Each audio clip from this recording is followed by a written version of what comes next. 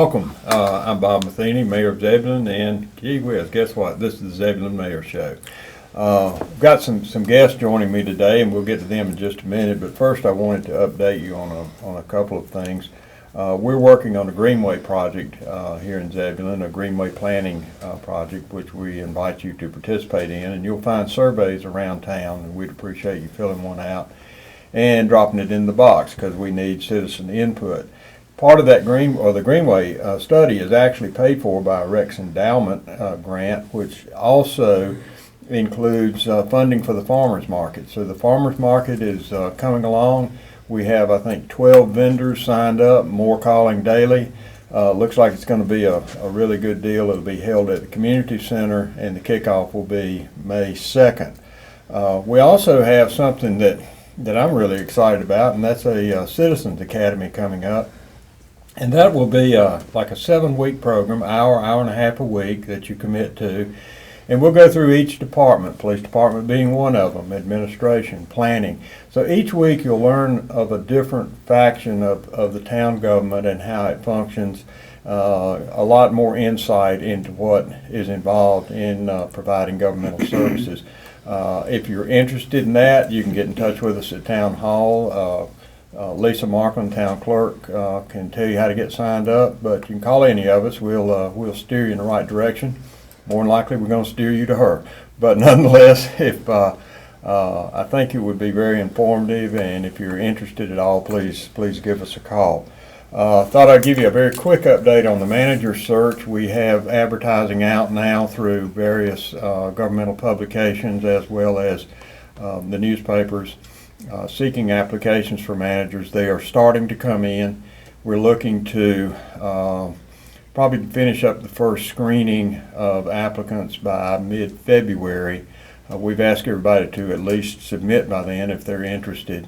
I think we've had maybe a dozen applicants so far, but we're just getting started. So we're looking, again, another 3 to 4 months out before we can finish this process. But I want you to know it is proceeding, and I'll keep you informed as we go along. I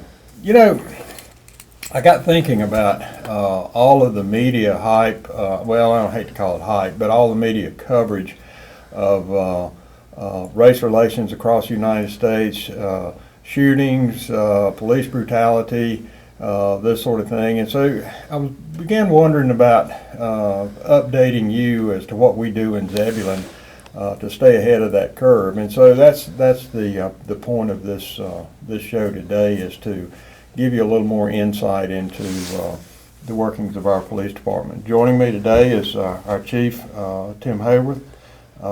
We have Officer Nate Brown with us, and we also have Lieutenant Scott Finch. So glad to have you all here, and we're going to jump right on into it. The first thing I want to talk about, Tim, is the criminal justice training standards, the standard stuff that you have to do, and kind of lead us into that. Well, thanks, Mayor, for having us on here to talk about this. It's obviously important topics. The mandated training and standards is the governing body over law enforcement for the state of North Carolina, and they mandate everything from the hours that have to take place in the BLET programs to the in-service training hours. And each year there is a certain amount, there's 16 hours that they mandate are topics that each agency, each police agency across the state has to have, and then they give us an option for 8 more hours of what they call chief's choice, and so just as a what's happened this year is we've done the juvenile minority sensitivity training, or JMST, and this is, although it's called juvenile minority sensitivity training, it usually changes.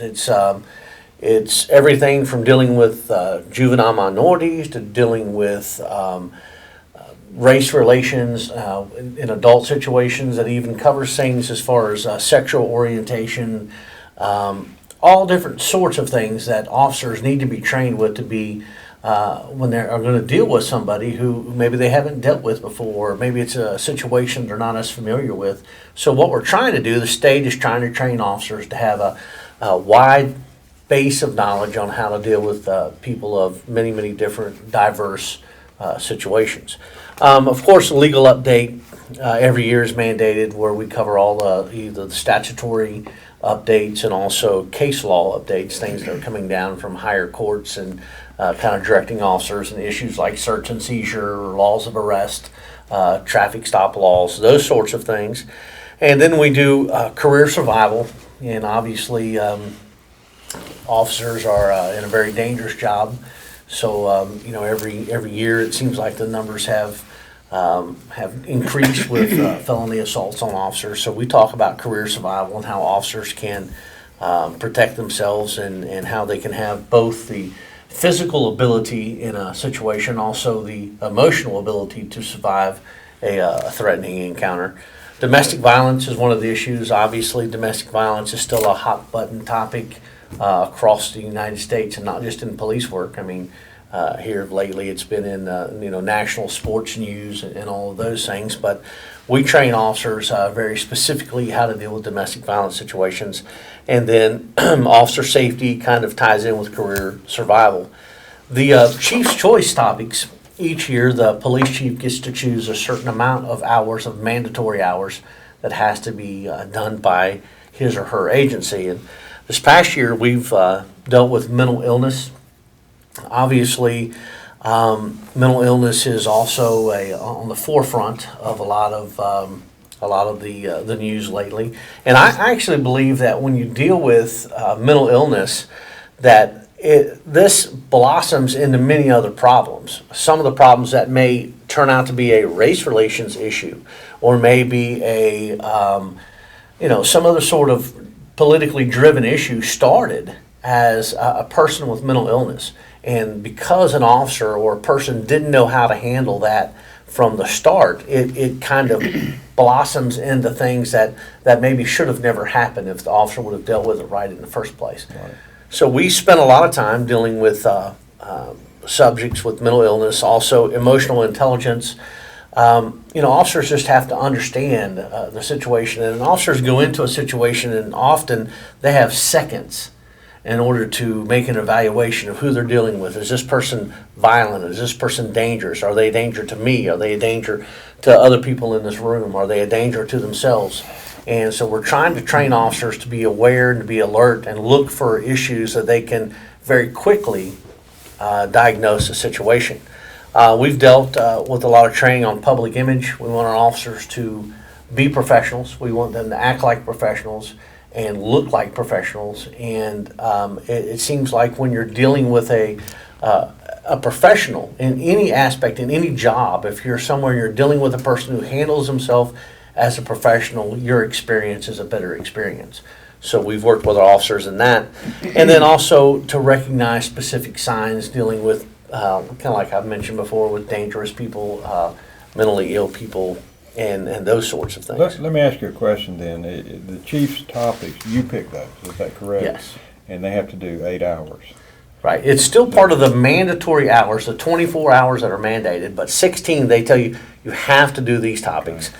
8 of the hours, they say, we'll let you, they're still mandatory, but we'll let you choose the topic as long as it falls within the guidelines of the state. You have to have a written lesson plan, a syllabus, right, and it has to be a test, a written test. So, but obviously you would pick those in what you thought were the areas that right, would be of the most benefit to your officers. Right.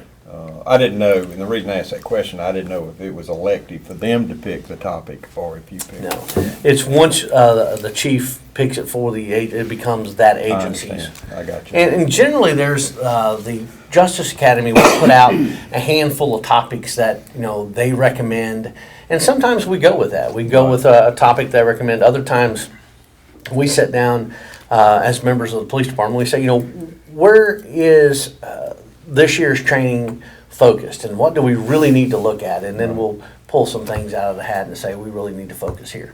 Well, when they finish that, they can move on and do individual training. So help us understand that a little bit. Lieutenant Finch is is a lieutenant. He's, of course, being in a small department, we have to wear several different hats, but one of his jobs here is also our training officer. So if you want, I'll let him talk a little bit about individual training and kind of what we do as far as each individual officer. Scott? Individual training is done through community colleges, is done through the North Carolina Justice Academy, several different seminars that are done by police executives associations, different associations.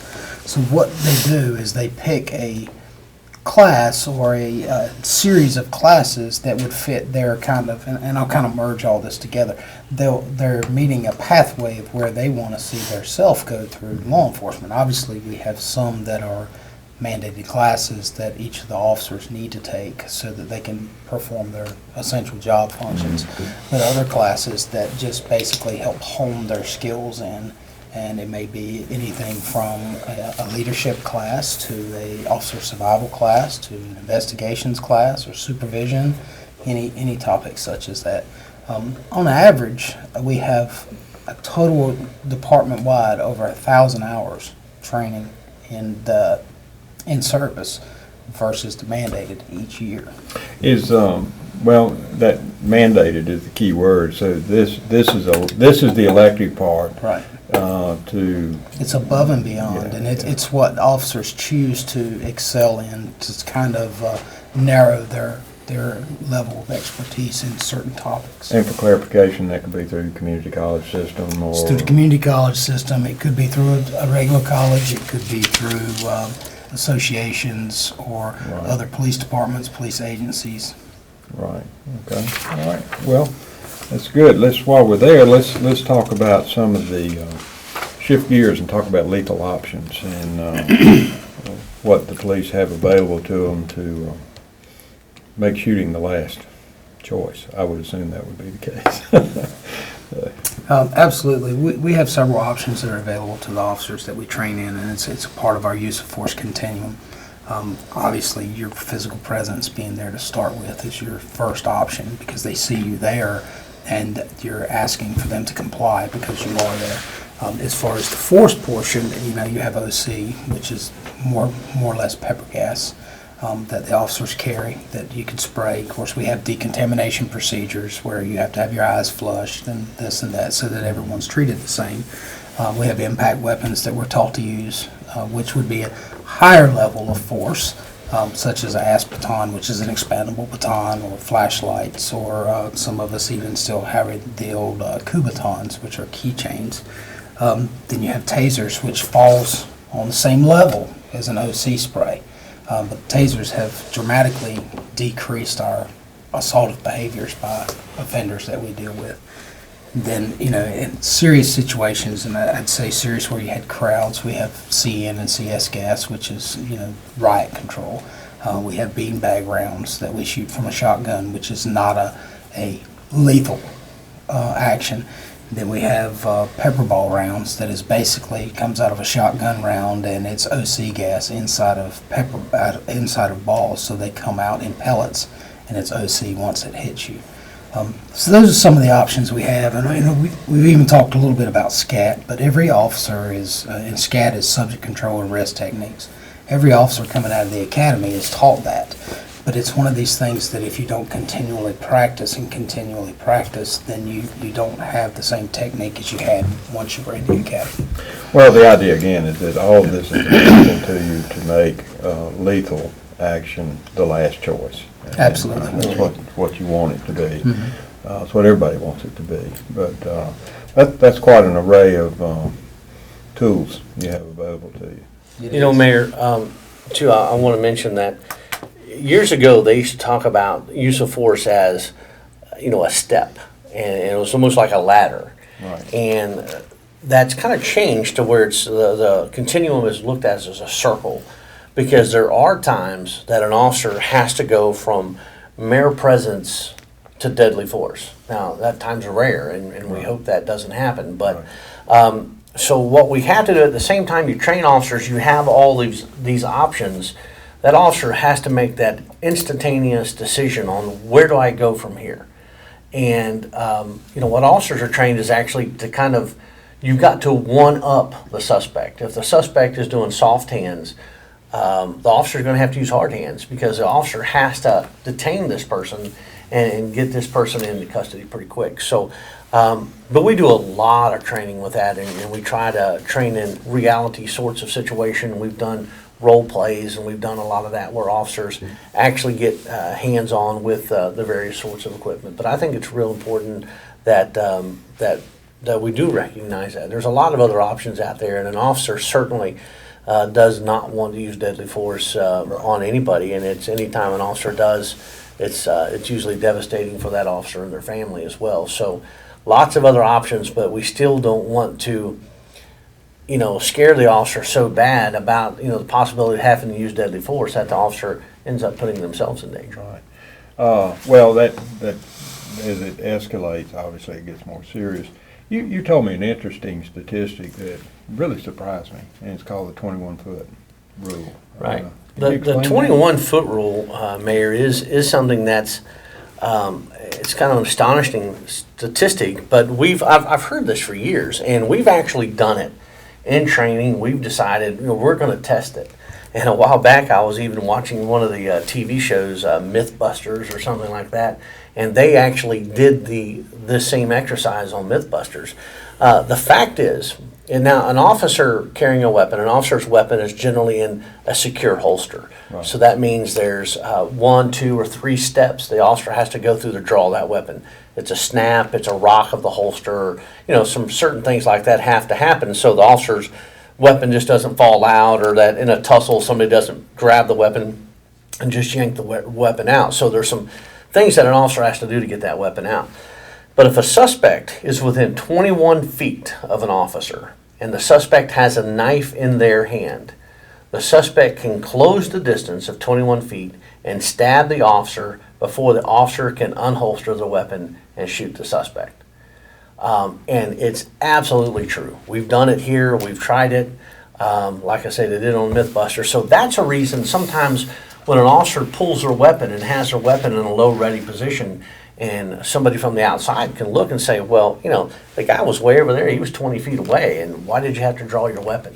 That's exactly why that happens. It's because it's a very volatile situation, and that person can actually close the ground in 21 feet and stab. I think that's amazing. When you told me that, I was astounded. I just had no clue, and I'm sure most of our viewers had no clue either. But you again hope that you never have to use Right. that feature. Excuse me.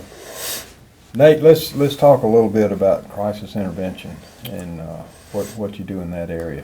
Okay, CIT is Crisis and Assessment Team, and that was a diversion for the mental illness. A few years back, they came out with it. Some of these folks doesn't belong in jail. They needed help, and that's how they had this team come up with the Crisis Intervention Team. And what this is we use it to, when we come in contact with a mental illness, we don't want to send them to jail off the bat. The jail is not going to where they need to be at. They need help. Right. If you notice in the last few years where we have these school shootings, not only school shootings but in public, most of these folks have some type of mental illness. Right. So when we see this out in public or even at home, we really need to get these folks help, not put them back on the street. And at the same time, we want to make sure they don't get any type of weapon in their hand. Because that leads to, of course, the school shootings, the public shootings. And most important, what I like to do in all my calls is knowing how to talk to folks, whether it be a mental illness or just the general public in general. We need to know how to talk to a client or a suspect that have mental problems. And the one tactic is you don't want to use authority, physical authority. You need to talk soft. They need to know that you're not there to lock them up and take them to jail. They want to feel like they're important. Right. So the guys I come across that I talk to, my fellow officers, I always tell them, learn how to talk to folks. You just don't, because you have a badge and a gun, you don't wrap up somebody and take them to jail. He don't understand that. If he's got a mental problem, he don't understand about, taking time, talking to him, talk him down if you have to, get him to the point where he feel comfortable, and you can take care of the process that way. We have a CAS where we find that these folks that are not going to jail, it's Crisis Assessment Center, and it's downtown in Raleigh. What we do is, once we find they are a danger to themselves or to the public, we escort them down to CAS where they talk to a physical psychiatrist or a doctor and place them in where they need to be at. Again, I can't stress more than knowing how to talk to folks. Well, your training in that area, is that part of this training we talked about earlier? Is that, I mean, This is one of the back to the school where you can go to or sent to as far as it's a 40-hour class. It's done down in Raleigh, and you're taught pretty much how to handle mental illness. It's above and beyond the mandated. More training. mandated, yes. and I understand that then. How many of our officers have? We have about had- 4 to 5 officers, me being one. So typically, then you probably would have somebody on duty. We do, pretty much in every squad has has that one. capability. We do, sir. And the other officers, I assume, would know to call them in if they suspect Yes, something. but normally, like I say, the guys now, they learn from the CIT officers already on board. Right. Learn how to talk to folks. We stress it all the time. I Right. do as one officer. You know, always learn how and respect whoever you're dealing with, whether it's general public or mental illness. Learn how to talk to these folks out in the street. Right. And a lot of this stuff, the chief was saying earlier, not having to come in contact with someone that you don't know Right. off the bat, you know, give him the benefit of the doubt. At the same time, your officer take case of survival, but still Right. give him the benefit of the doubt as a person. Gotcha. I understand. Well, thank you. Well, Tim, occasionally you have to deal with the media. True, and we've also done a lot of training with media relations, and I've been fortunate enough to have actually conducted some of this training around the state. And when you're dealing with what we found is we have an aggressive approach in dealing with the media. We want to get our information out there. When you're dealing with a situation where you've had an officer involved shooting, or an officer's had to arrest somebody and that person's had to have force used against them, or any sort of situation, what we want is we want the public to know that we're going to be transparent. We quickly have got that information out there. We stand up, we say, this is the incident, this is what happened. Of course, we can't comment on details because the matter's generally still under investigation and maybe under a co-investigation with our department doing an investigation, maybe even the SBI maybe doing an investigation. So we're limited on details that we can give out. But what we've learned is that if you get out in front of the media and they understand that you're giving them the information that you can give them, that you're being honest with them, and you're being transparent. I mean, you've been in government for a long, long time, and you understand that the public expects us as the government to be transparent. And so we really try to do that. So we've developed a media relations policy. It's all of our officers have a copy of that policy. We don't try to shield our information. We don't try to hide our information. We want to be upfront as much as we can, obviously without endangering our investigation or something like that. So I think when you do that also, you build trust with the media, and when you build that trust with the media, then the public, that kind of goes over to them. They feel like, well, we can trust the police. They're not really trying to hide something. It's, there's nothing worse than feeling like somebody's doing a cover-up. It's just a bad feeling.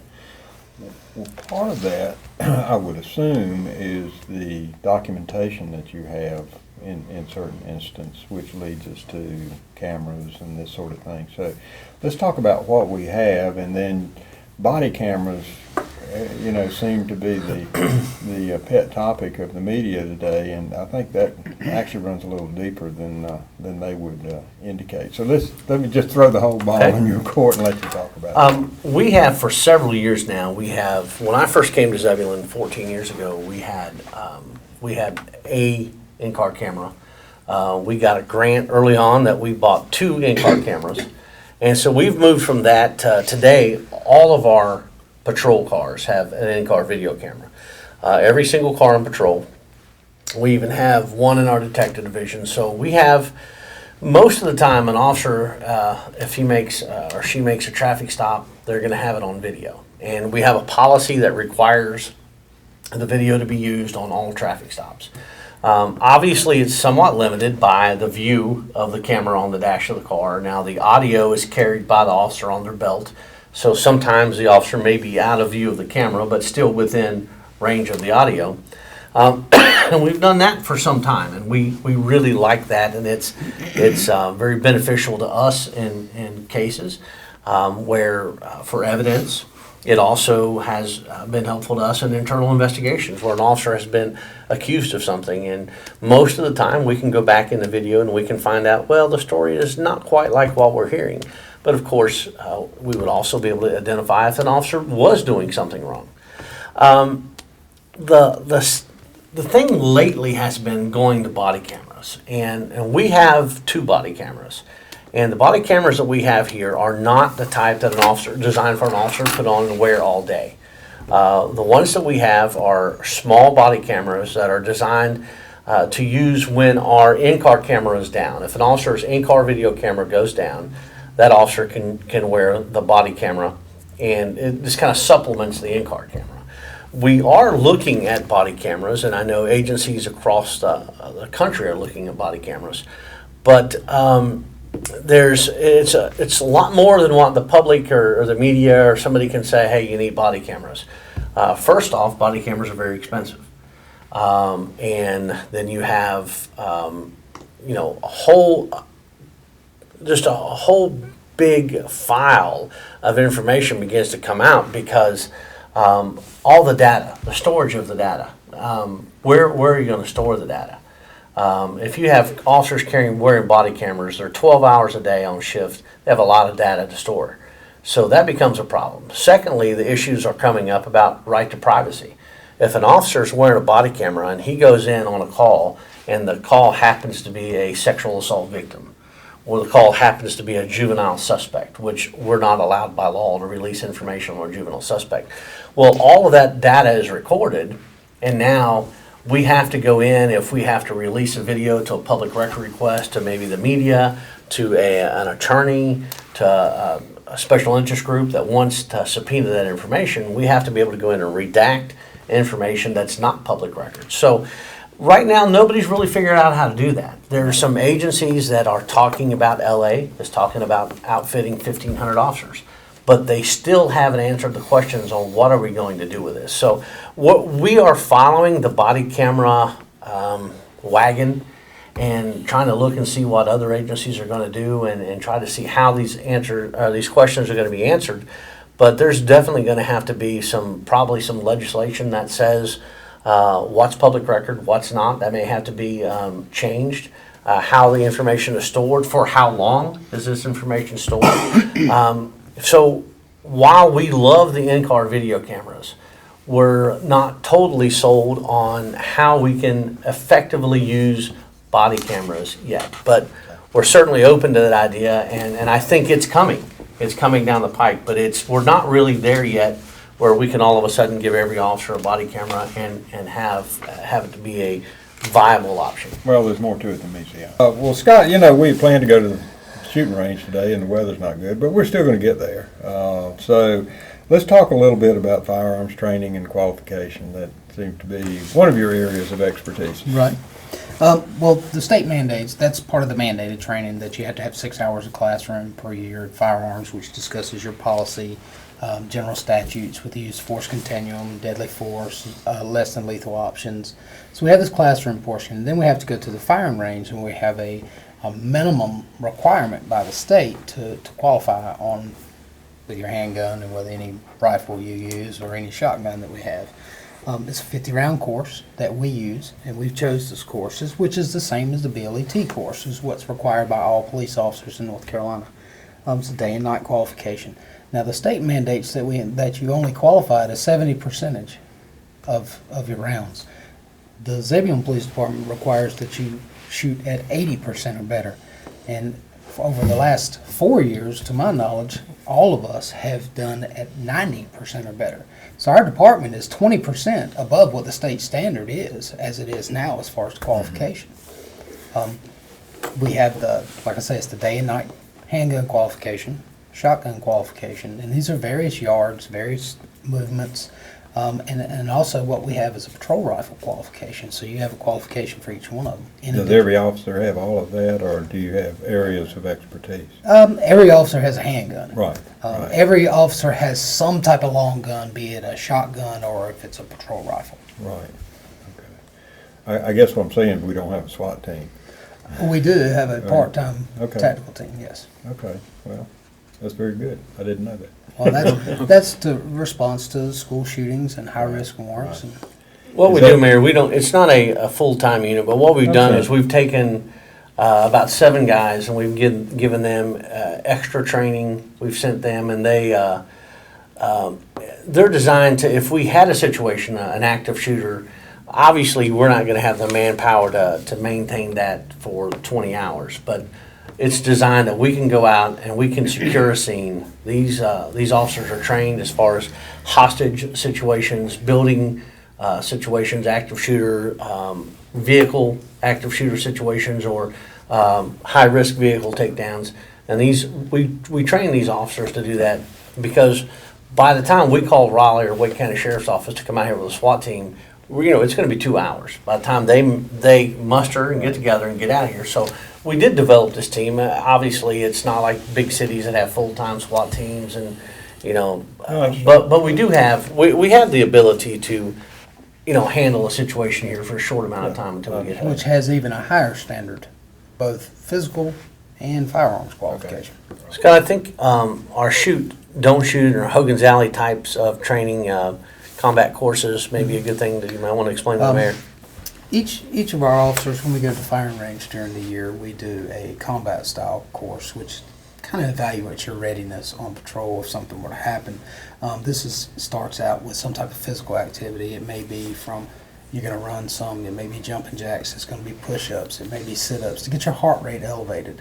Once you get your heart rate elevated, then you're going to run onto one of the firing lines where you're going to be directed on which target to shoot, and you'll be told at the last minute you have to fire to that target. It's going to be moving constantly, maybe forward, maybe backwards, maybe sideways. It's all shooting and moving so that it's not your typical standing on the firing line and just firing shots with Right. precision. It's a quick second judgment.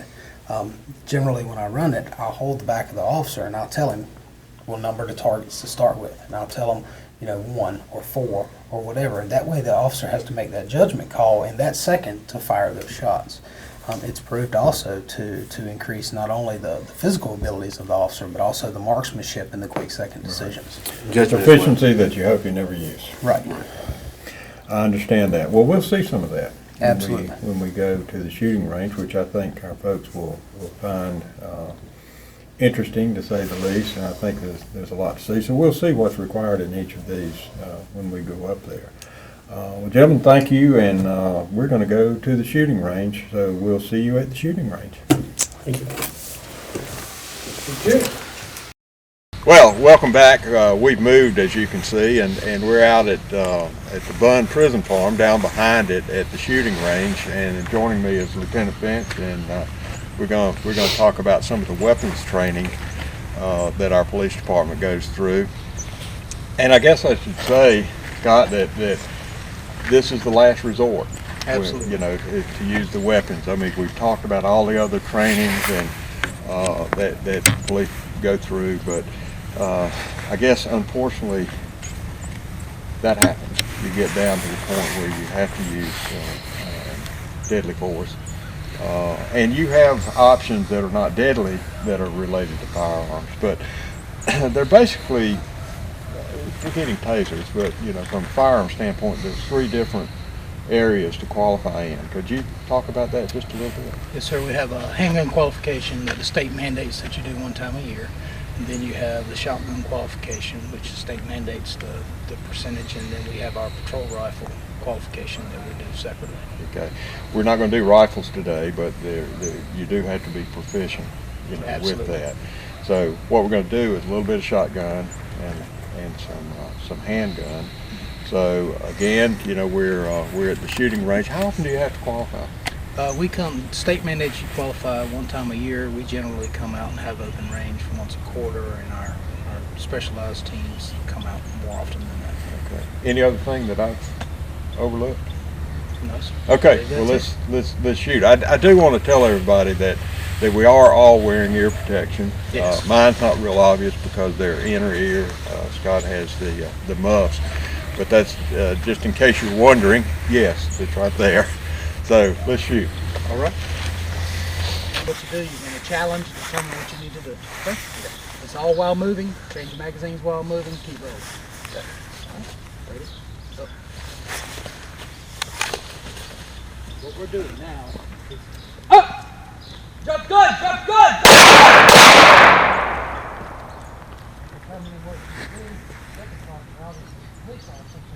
Up!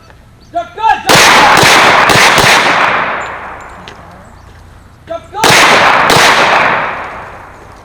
Friendly. Jump good! Jump good! Jump good!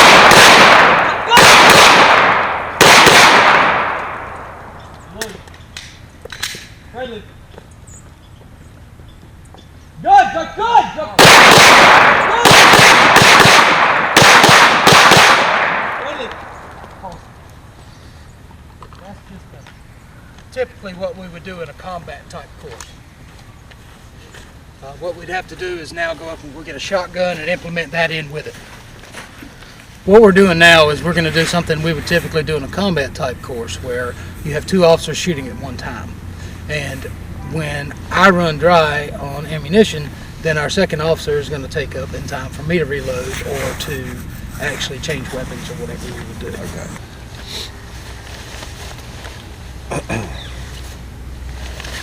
You ready? Yep.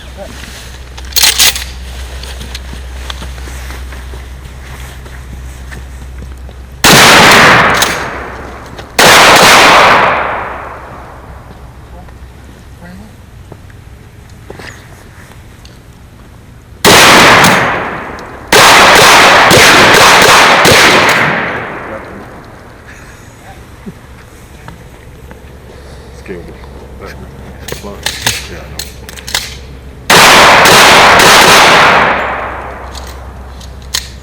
I tell you what's so difficult for people is shooting while you're moving, because your body's doing this.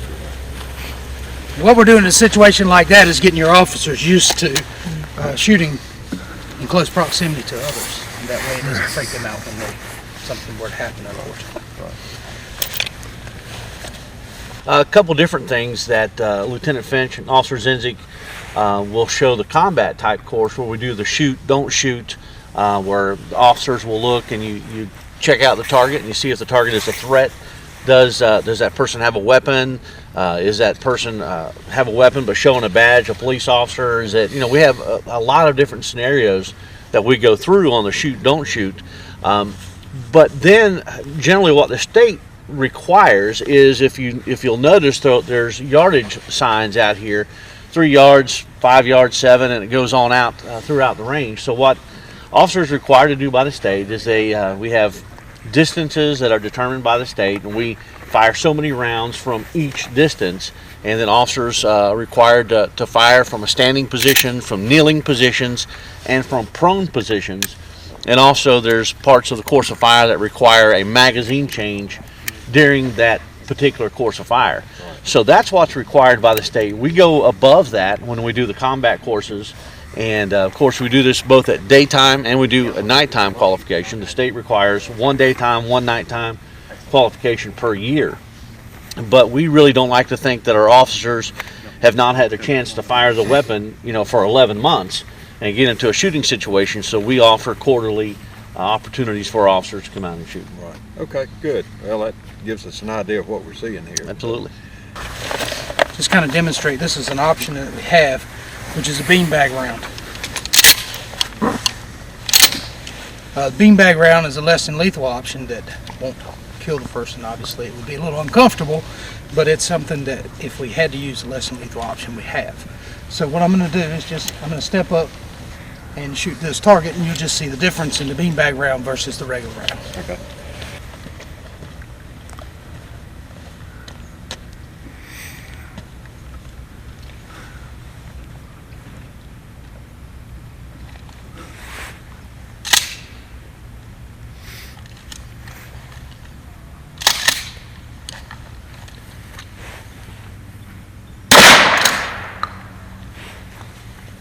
As you can tell, that's a big difference just from shooting the regular shotgun round to a beanbag round. And it makes a lot less noise, a lot less dangerous, and actually sometimes would control the crowd versus to have to use deadly. Listen, Lieutenant, appreciate you very much coming out, you and the officer and the chief. It's just useful to know that this type of, to see this type of training. And again, we reiterate, it's last resort. Right. Obviously, there are a lot of other options before you get to this point, but you have to be proficient. Absolutely. To accomplish what you need to and protect the innocent bystanders as well. So thank you again, and I very much appreciate y'all doing the whole show, because I want the citizen to understand that there is a lot of training and a lot of proficiency that's needed in your type of work. I hope you have enjoyed this and found this information useful, and we'll see you next month.